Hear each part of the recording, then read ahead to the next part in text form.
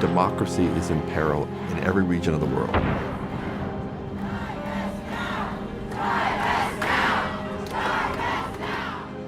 The 20th century's most successful political idea is under attack. Democracy is facing a crisis of confidence. The quality of democracy. It's time for the world to wake up to this challenge. Are you going to stand for it? Are you going to stand? It makes sense that there's a kind of connection between challenges that the humanities face and threats to democracy. The humanities are absolutely central to approaching the societal challenges. I challenge people to imagine what a beautiful democracy would look like, where we feel excited and proud to be part of this system, where adults come together and talk about their ideas, their proposals, their dreams. This isn't some kind of a counter-narrative which is separate and apart from the real story of Canada. This is the story of Canada. It's time to stop the game. Stop the game! It's time to rush the field. It's time to rush the field. It's time to rush the field.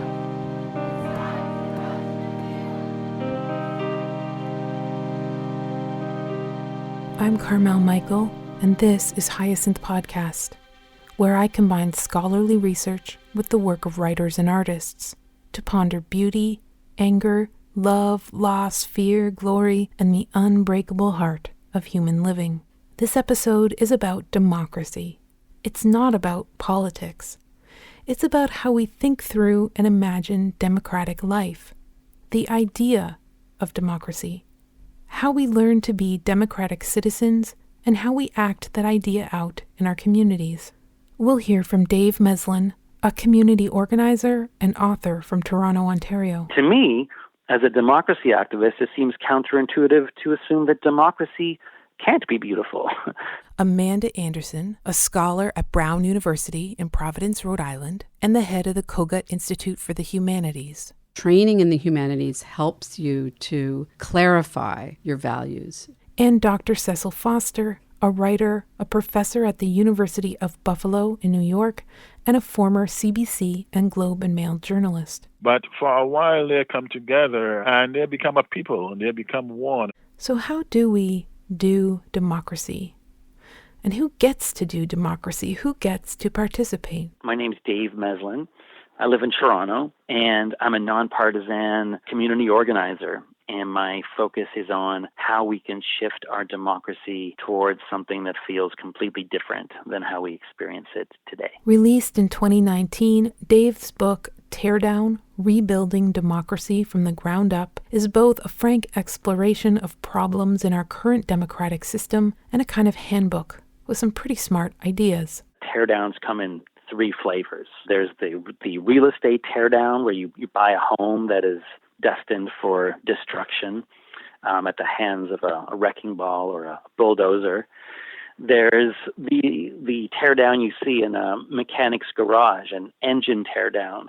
And the third teardown is in the tech world, when someone takes apart a tablet or a smartphone and lays out all the chips and the wires and simply takes a high-resolution photograph so people can see what's inside. So a teardown can be destructive, it can be to repair, or it can be to learn. There are some parts of our democracy that we just need to learn more about. We need to kind of take it apart to understand the pieces.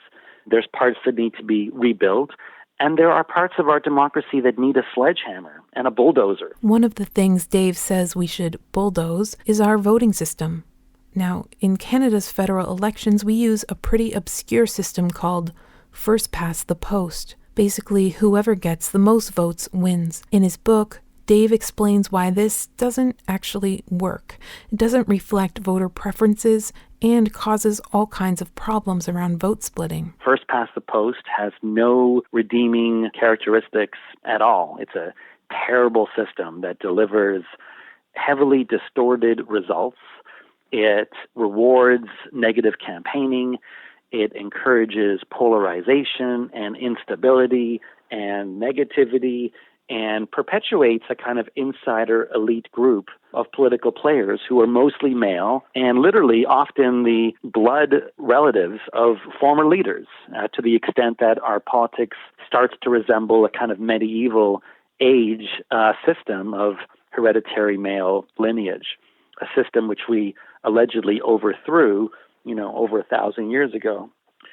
So why are we having so much trouble changing our voting system? I think the main answer is two things. Number one, those who are currently in power obviously prefer the current system because it got them in power. So that the general rule in the voting reform movement is that anyone who's been elected to office is hesitant to change the system that got them there. But the other part of the problem is that there's a really low literacy level when it comes to voting systems. So every time it comes to a referendum on the question of should we change, it's very easy for the no side to win because they scare people with lies and fear-mongering. And it's easy to lie and fear-monger about voting systems that people know very little about. So they vote for the safer option, which is the system they're used to. But that system is not very user-friendly or welcoming. Our voting system itself discourages participation. The degree to which lobbyists wield enormous power discourages participation. The degree to which big corporate money influences elections discourages participation. The way we even design our city halls and our meeting agendas and the way the rooms feel, all these little details that just make our political spaces uncomfortable for the average person. We really embrace celebrity culture, which is fine for, pop culture or for music or, sports, for us to gravitate around a few, all-stars. But when we do that in politics, it's a really disempowering model. Whether you're on the right or the left, there's often a kind of savior or a prophet you're supposed to get behind. And then your role is just to help get them elected and then help to keep them in power. And, I often get in front of audiences. I do a lot of public speaking and I'm talking about my book. And one of the questions I often get is, are you going to run for office? As if that's the most obvious way for a person to make a difference. And it's such a disempowering message because we have 30 million people in Canada. Only 338 can get elected to Parliament. If that's the path to change, and most of those MPs don't have a voice at all, only the Prime Minister does, really. What a terrible message for the average person. And we start this in high school. Why does a group of students in a high school have to pick a high school president? What they should do in a high school is just randomly select 15 kids every month and say, you're the student council, and get the shy kids involved, get the kids who don't have that automatic, overly confident, extroverted leadership ability. And I think that's the kind of approach we could take into all levels of politics, where we start to think about how do normal, ordinary, average, intelligent, thoughtful people have a say beyond the ballot box. One of the main features of more thoughtful, engaged, and participatory politics is what Dave calls deliberative discussion. A deliberative discussion is probably what people are used to doing every day with their spouse, with their friends, with their kids, with their coworkers. It just means people taking the time to listen to someone else, not just shout, not just yell. You're not trying to win an argument against them. You're trying to have a relationship with them and to do things together with them. And we don't see that at all in politics. Politics is people coming together into rooms with pre-drawn battlefield lines and the singular goal of attacking and trying to beat someone else. And I get that during an election, but once we elect a House of Commons or a council, they should be working together. And, that might seem naive or idealistic, but I think it's absolutely possible. And I think the problem right now is that we've designed our House of Commons to bring out the worst in people, the way the room is set up, the terminology we use. We call the second party the opposition, which means their job description is to oppose. Imagine if, someone's wife or husband was called the opposition. Their job was that whatever their spouse proposes, their job is to oppose it. That's how we've set up the government. So just from the get-go, just from the fact that you've got one group lined up on one side, facing the other group on the other side, and we call one the opposition, we're guaranteeing before a word has been spoken that it's going to be a battleground rather than a deliberative space where people can talk and listen and compromise. I think this idea of creating deliberative spaces is so important. I want to dig more deeply into what deliberation means. I'm Amanda Andersen. I'm a professor of English and the director of the Cogut Institute for the Humanities at Brown University. My work spans several different areas, including 19th and 20th century British and American literature, but also debates in the humanities, intellectual history, disciplinary history, and what I sometimes like to call general opining. So one of the kind of abiding features of my work is trying to get at how we live our beliefs, how we live our theories, how argument lives. In her latest book, Psyche and Ethos, Amanda Andersen writes a lot about deliberative thinking and the ways value judgments inform the decisions we make. She looks first at social and cognitive sciences, who try to figure out how we make decisions like, for instance, the decisions we make in the voting booth. But she suggests that the humanities and literary studies especially might hold more insight into this than we think. You know, one of the much discussed findings of cognitive science over the past couple of decades is this notion of fast versus slow thinking. Fast thinking is generally associated with automatic processes. It is considered to take place in ways that we are not aware of, so that we might react instantaneously in ways that kind of countermand what we take to be the values and principles underlying our deliberative processes. So I became interested in thinking about whether it is in fact true that these sort of snapshots of decision that come up in cognitive science, whether those truly capture features of moral existence in some of the most sort of high stakes situations. You know, strikingly, a lot of the work in cognitive science tends to focus on outputs that are fundamentally punctual, which is to say that experiments are devised to capture a moment of decision, a moment of reaction, which is captured instantaneously and then assessed. While that can be quite illuminating, certain forms of experience can only be understood across time. And I think that literature is both very good at capturing the complexity of experience and also in many ways helping us to understand movement in time. I would also say that the humanities itself operates in a kind of slow time. And so moral time is a kind of recognition that not all of the ways in which we are moral beings can be limited to questions of choice, action, decision, or even limited judgment, but rather have to do with how we come to terms with who we are and what we value, who we want to be over time, and that it often takes time. And it's moreover not something that's either deliberative or non-deliberative in any absolute sense. Sometimes you're thinking about it actively, sometimes you're processing it in ways that you're not even aware of. But that time is a crucial element to its process. This idea of moral time, it's a really powerful concept to explore as part of deliberative processes in both our personal and political lives. I mean, I think that ideally moments that are consequential and punctual, like voting, they are ideally the result of a longer deliberative process. We hear so much about how social media, the 24-hour news cycle has degraded political debate and our own ability to think slowly and deeply about, well, almost anything. That's why the kind of deliberative thinking processes inherent in humanities studies are so important right now and really relevant to how we think about and imagine democracy. One of my favorite American writers, Marilyn Robinson, who I quote often here, writes about the connections between humanities studies and the state of democracy in several of her essays. Here's how she puts it.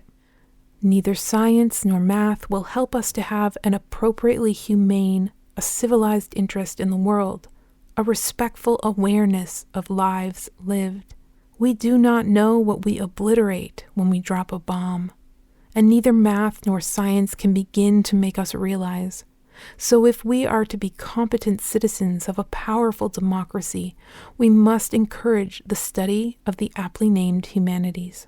Amanda Andersen argues something similar. I mean, I do think that it is disturbing that elements of the culture that require reflection, that require slow time, that are not immediately instrumental, are so not just undervalued, but, threatened by forms of acceleration and instrumentalization, both within kind of media temporalities, artificial intelligence, all of which are affecting the very conditions of democratic life. So in a way, it makes sense that there's a kind of connection between challenges that the humanities face and threats to democracy. Training in the humanities helps you to clarify your values, to see how various representations of forms of life are framed by certain values and to respond to them. That fact about the humanities is behind certain justifications of the humanities that stress their ability to protect democracy. But it seems to me that the humanities, because of their important insights into human experience and clarification of value, are absolutely central to approaching topics that are generally associated with the societal challenges, or what we call the grand challenges.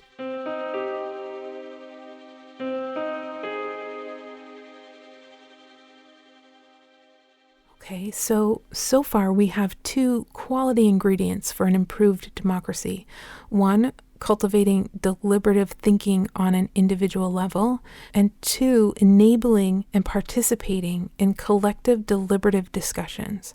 So deliberation and participation, these sound good, but I think there's a lot of evidence to support the idea that none of our political parties really want to boost their membership. They're already paying for, radio ads, TV ads, flyers at your door.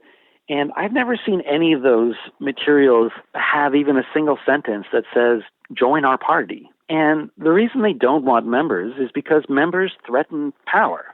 If you suddenly get a huge influx of new members, those are folks who are going to vote on the next leader. They're going to vote on their local candidate. They're going to vote on policy issues. And the leadership of any party, I think, feels threatened by that. I think it's the newer and smaller parties that probably genuinely do want members. And it's one of the best arguments, I think, for shifting our political system to some type of proportional model that gives seats to newer and smaller parties, because those are the parties that are going to be more open, inclusive, experimental, innovative. The old parties, let's be honest, they're kind of dinosaurs. And I think any sector or marketplace or ecosystem really benefits from the introduction of new ideas and new species and evolution. The problem of big old power structures is not exclusive to political institutions. Similar problems exist in the academy across higher education disciplines, including the humanities. Kandice Chuh is a professor of English at the CUNY Graduate Center in New York. In her 2017 address at the American Studies Association, she asks these important questions. Who and what are being attacked and by whom, how and why? But also, what histories are brought forward and which are occluded? What ideologies are affirmed and which are discounted by the assumed value of academic freedom accompanying declarations of its besieged state? What I think she's saying is that while we are worrying that the humanities are being devalued and underfunded, we also need to think carefully about dismantling the hierarchies and iniquities foundational to academic institutions. Chuh and many other scholars remind us that the humanities are not neutral. They developed alongside Enlightenment-era Western modernity. They have the same roots as the expansion of the nation, empire, colonialism, all the big structural powers that have so effectively raised some up while persistently subjugating others. It will be necessary to continue to proliferate the unlearning of inherited ways of knowing and being, to take flight from dissent in ways that reckon with the contradictions and entanglements of history that necessitate thinking nation, race, gender, sexuality, coloniality, indigeneity, class, and ableism all at once, which is to say, to be ever attentive to the complex ways in which power operates to disorganize life. What I'm describing is a pedagogy of dissent, an organized approach to unlearning grounded in the world and founded in generosity and compassion, understood to be essential to social transformation. This kind of reckoning is difficult. What does generosity and compassion have to do with democracy? Well, to imagine democracy is also to imagine community. Who do we think of as in our community, and who do we determine to be outside? Hello, I am Cecil Foster, and I am an author, and I'm also an academic. I'm a professor at the University at Buffalo. I met Cecil Foster last fall at the Kingston Writers Festival, and I loved the book he had just released called They Call Me George, The Untold Story of Black Train Porters and the Birth of Modern Canada. Since the late 1800s, black porters were usually dubbed George, after George Pullman, famous for developing the sleeping car. This book tells the story of a delegation of black porters, union organizers, and activists who, in 1954, chartered a train to Ottawa to protest Jim Crow-style labor and immigration laws in Canada. The story was fascinating to me because no one was telling these stories in my high school history classes. And these are stories that are as much fully Canadian as others, but because they were not stories about the mainstream, they often were not considered to be part of real Canadian history. So in a sense, this book was intended to say, look, this isn't some kind of a counter-narrative, which is something that is separate and apart from the real story of Canada. This is the story of Canada. This is the story of how these people who were never deemed to be quite Canadians, in fact, produced the Canada that we live in. That got me thinking about what Dave Meslin says about starting to teach democracy early in our schools. But how can we do that if we aren't teaching important stories like this one? Life was very tough for porters, especially in the very early years of sleeping car portering. Very often they had to turn up to work maybe sometimes 6 hours before the train actually left the station. And they had to prepare and prep the cars on which they served. And incidentally, they did not get pay until the train actually left the yard. That was when their working time would really begin, or their official working time. And then they would receive the passengers, and they will be at their beck and call. Anything that the passengers wanted, they had to supply. They would be brushing their clothes. They would be putting away their luggage. They'll be turning down their beds at night. They'll be turning them up in the morning. They'll be bringing them drinks. They'll be babysitting the kids as they went across. When they got ill, they became sort of nurses and doctors on board. They had to particularly be ready to polish shoes, and that became one of the main things. They did all of this, sometimes working as many as 20 hours a day, because there was no limit really on the amount of time that they could be required to work. So that while the porters were called sleeping car porters, they often would joke among themselves that they were sleepy car porters because they were so sleep deprived. And in those early days, they did all of that with the hope that they would get a good tip at the end of the journey, because the wages were so low or non-existent that they had to get by primarily on tips. Jim Crow always started in the United States as it came across the border into Canada, which severely limited the job opportunities that were available to black people. Black women hardly had any work outside of the home unless they were working as maids, and black men only got jobs as sleeping car porters. And from about 1911 or thereabout, it became very formalized in Canada that black men could only work on the trains as porters. They could not move up the ranks and become conductors or anyone who was deemed to be in the operations of the railway. You would begin as a porter and you would end as a porter. And this led ultimately to the porters forming their own union. It was called the Brotherhood of Sleeping Car Porters.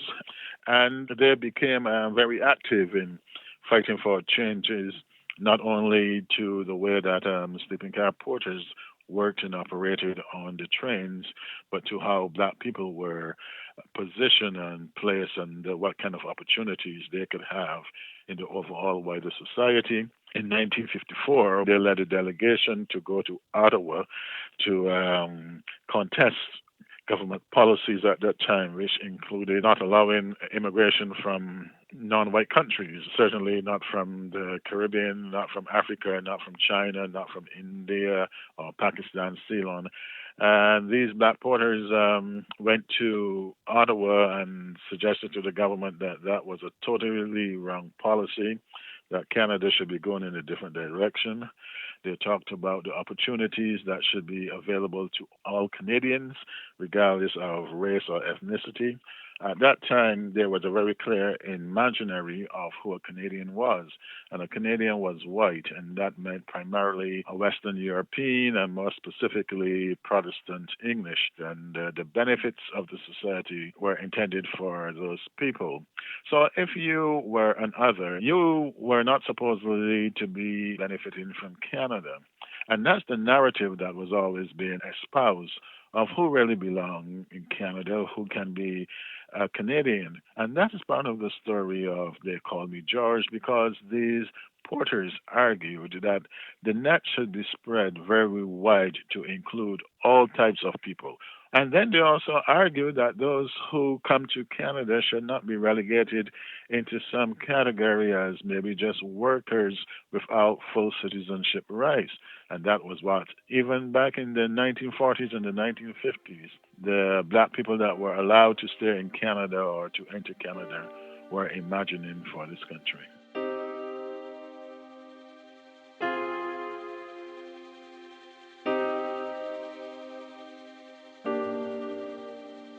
This is what Kandice Chuh calls relationality and association, being and being together. This is how Marilyn Robinson defines community, as consisting, quote, very largely of imaginative love for people we do not know.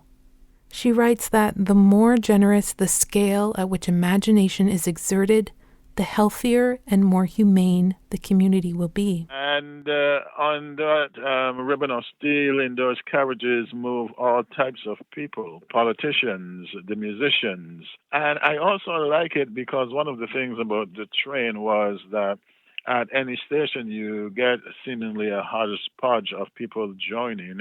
But for a while they come together and they have to exist together and they have to travel together and breathe the same air, and they become a people and they become one. And then at the end of the different destinations, they go off onto their own ways of lives.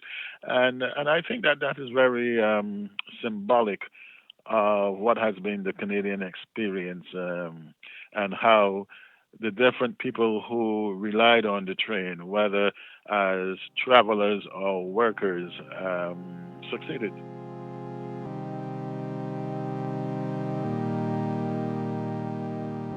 We don't just want a democracy. We do want representative democratic governments, of course, but how about a just democracy? A compassionate one? How about a beautiful democracy? That kind of democratic life demands something of each one of us. We have to do the work of imagining that Marilyn Robinson says builds community. We must clarify our values over time, as Amanda Andersen says Humanities training helps us to do. Then we can ask the kinds of questions Kandice Chuh does about which voices have been erased and silenced in our institutions. Then we can listen for the kinds of stories Cecil Foster has to tell about how nations are really made.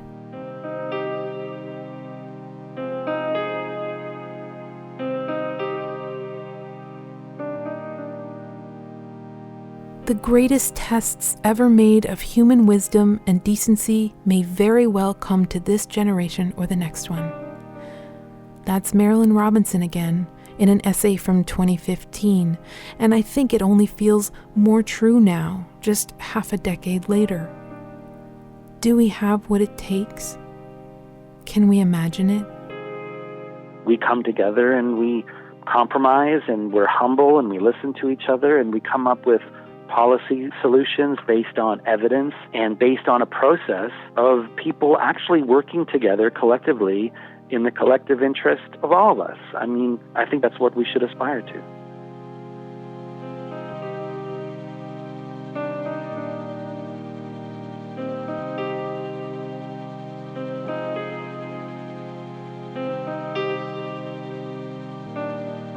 This has been Hyacinth Podcast, Imagining Democracy. Thank you to my guests, Dave Meslin, Amanda Andersen, and Cecil Foster. For links to their books and links to Kandice Chuh and Marilyn Robinson's work, visit hyacinthpodcast.com, where you can also sign up for my new One Beautiful Idea monthly newsletter. And follow Hyacinth Podcast on social media for lots of extras, and subscribe to the podcast on your favorite app. Ratings and reviews are super helpful for independent podcasts like this one, so if you have a second, please let everyone know what you think of this show. I really appreciate your feedback. I'm Carmel Michael. Thank you for listening, and talk real soon.